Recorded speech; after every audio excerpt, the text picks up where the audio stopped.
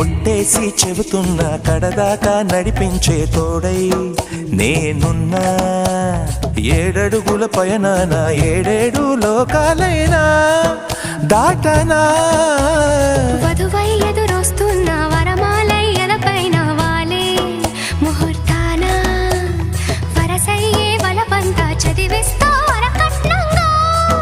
సరేనా కోటి దేవతలు మక్కువగా కలిపారే ఎన్నెన్ని జన్మలలో ఈ పొంగుముడి.